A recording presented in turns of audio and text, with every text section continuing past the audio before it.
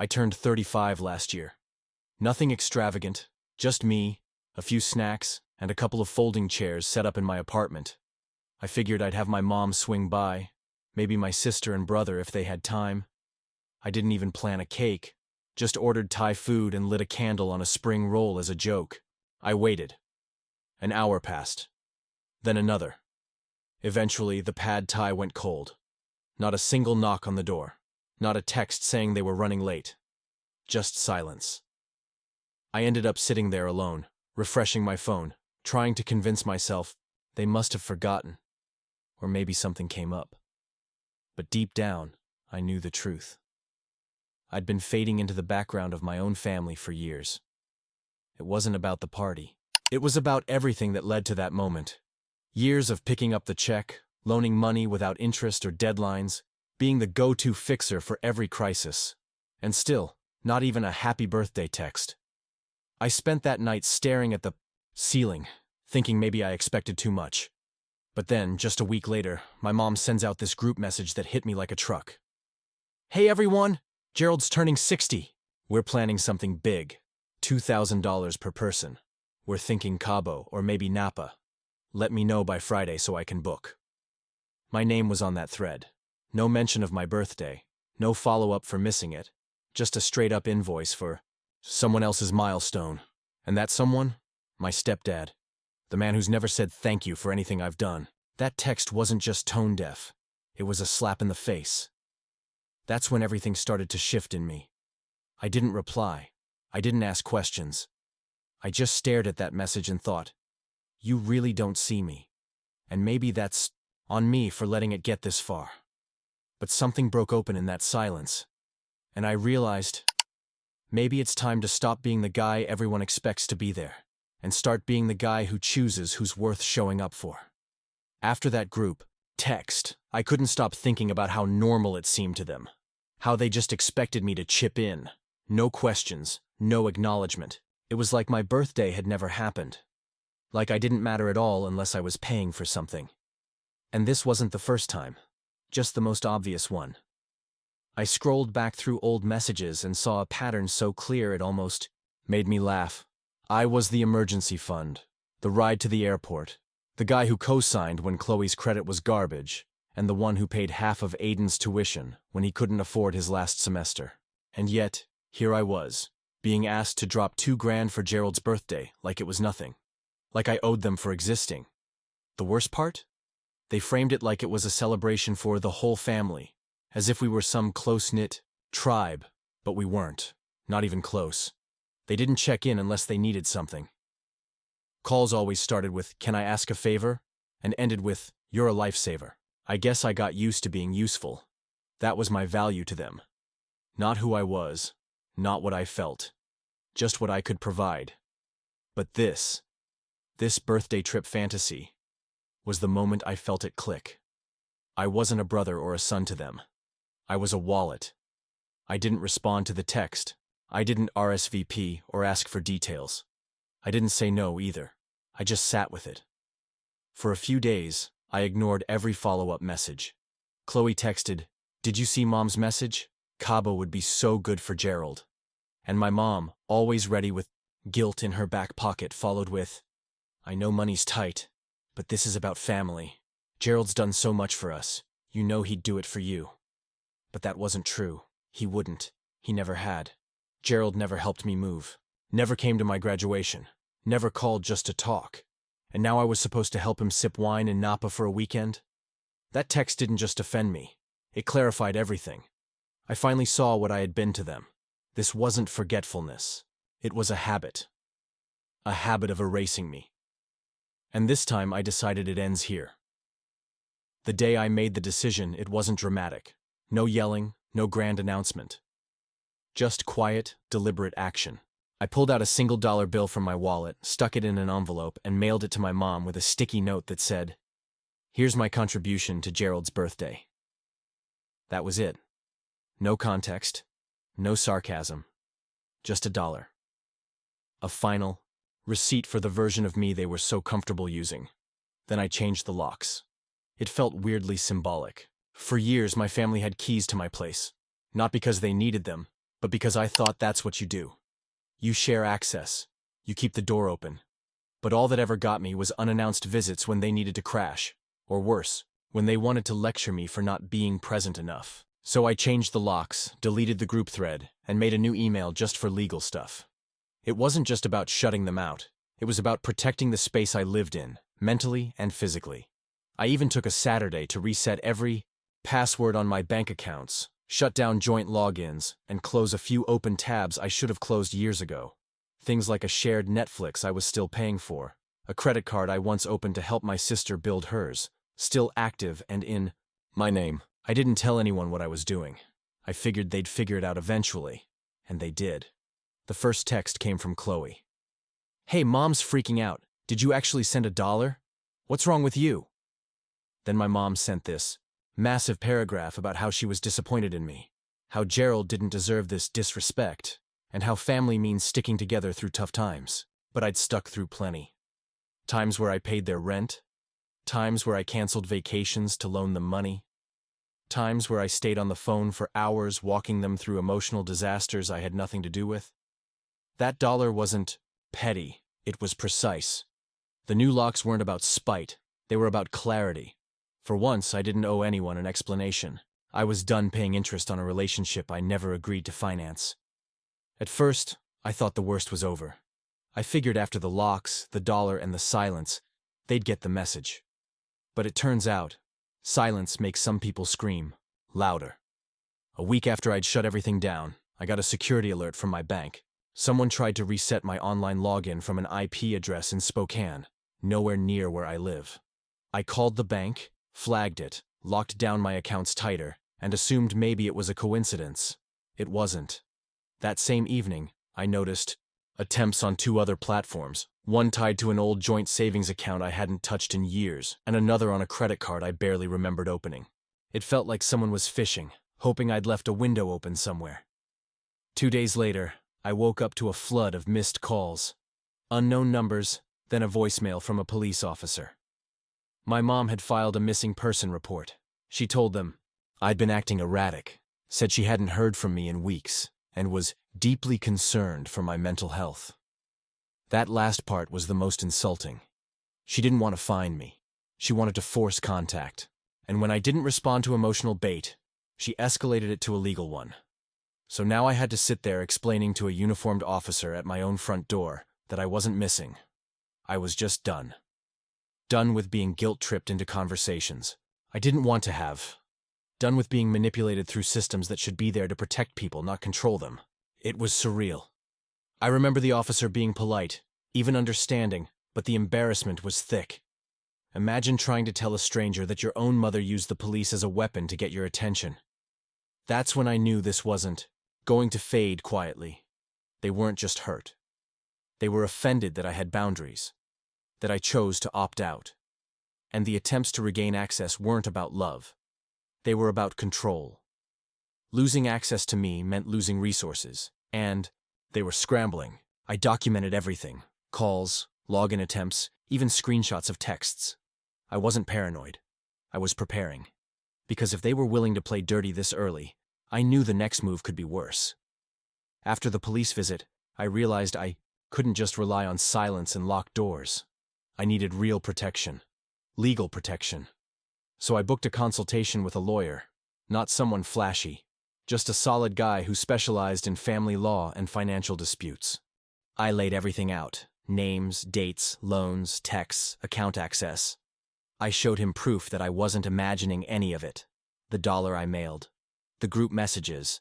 The joint accounts that were never actually joint in practice. Only on paper. He listened carefully, flipped through everything, and said something I'll never forget. "You've done too much for them. And they know it. The problem is, they don't see it as generosity. They see it as your role." That hit hard.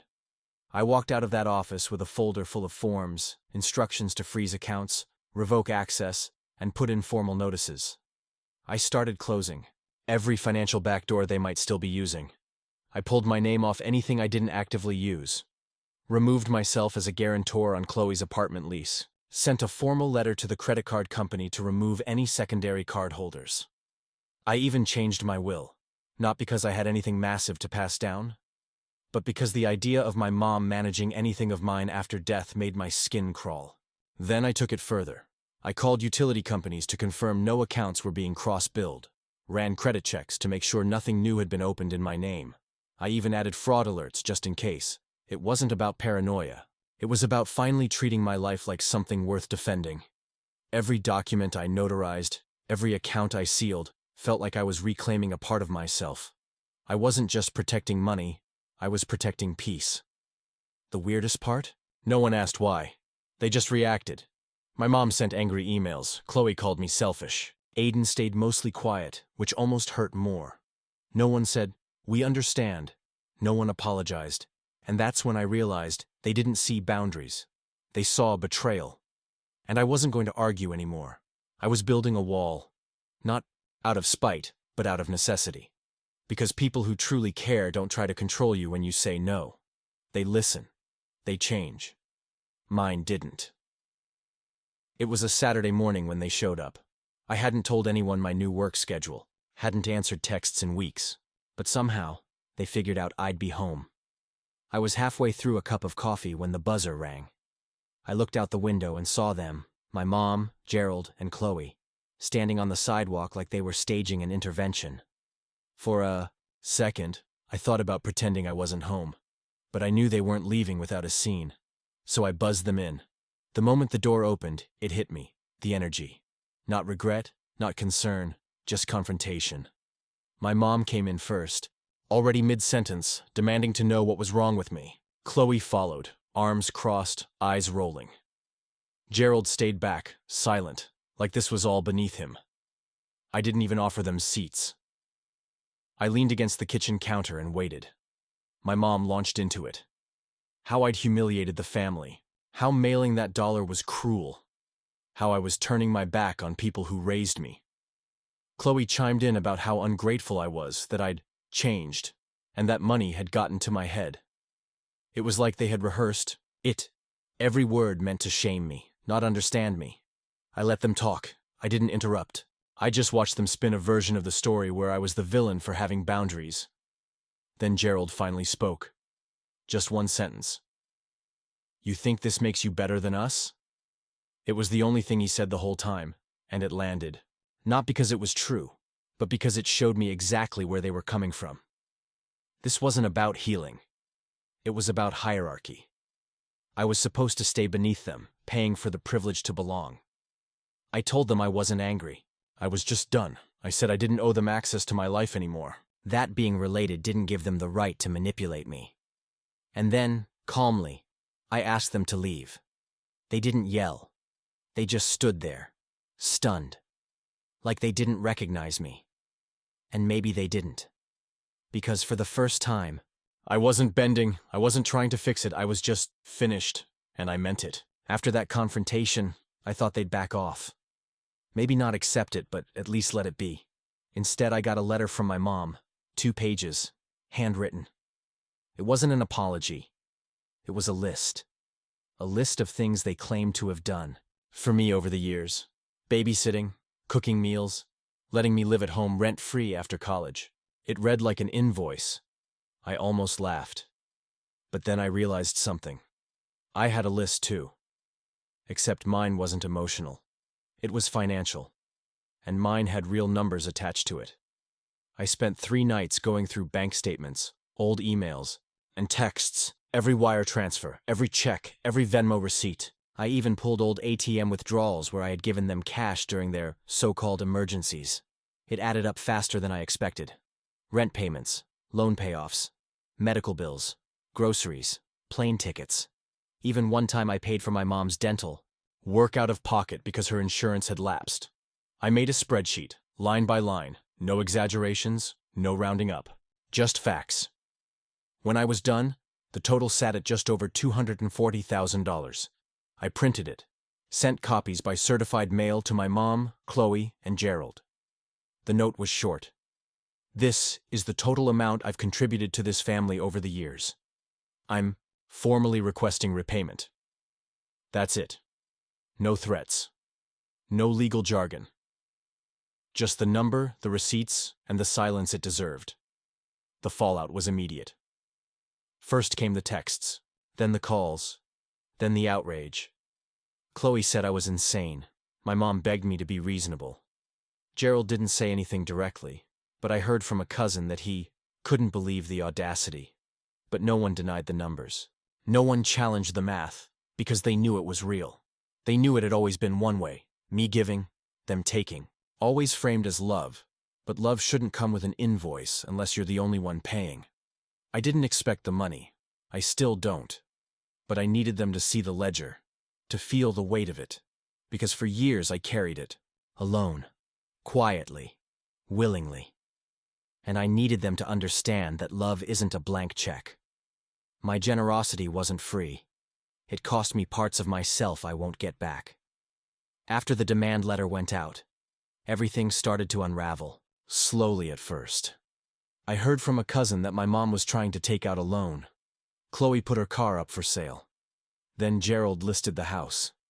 It was surreal, watching from a distance as the life they'd built on my back started to crack. I never imagined they'd actually try to pay me. But that's the thing about people who feel entitled. They'll destroy everything around them before admitting they were wrong. I didn't reach out. I didn't respond to the dramatic messages or vague threats. My mom sent a text saying, "You're tearing this family apart." Chloe wrote, "You've turned into someone we don't even recognize," but none of them ever said, "I'm sorry." No one asked how I was doing. The focus was always on them, on their fear, their shame, their crumbling status. The silence was their loudest confession. And still, they kept trying to make me feel like I was the villain for simply sending them a bill. Then came the liquidation. One by one, pieces of their lives were put up for sale. Jewelry I'd seen my mom wear for years, the antique dining, set from Gerald's side of the family. Even the boat he used to brag about, now sitting in an online auction. I saw it all through whispers and screenshots. It was like watching people dismantle a castle they never realized wasn't theirs. Friends of the family started asking questions. Some relatives even reached out to me quietly, saying they were shocked, but that they kind of understood. Chloe tried to make me feel guilty. "Happy now?" she texted. "We're selling everything because of you." But I wasn't happy. I wasn't angry either. I was numb, detached. Because the truth was, none of this was revenge. I didn't want them to suffer. I just wanted to be seen, to have the years of quiet sacrifice acknowledged instead of twisted into duty. Gerald, surprisingly, was the first to make a payment, a small one. But it came with no note, no explanation. Just a bank transfer and a line in the memo field that said, "partial." That single word hit harder than any insult, because it told me he finally understood, at least on some level. This wasn't just about money. It was about ownership, of time, of boundaries, of truth. A few months passed, with barely a word.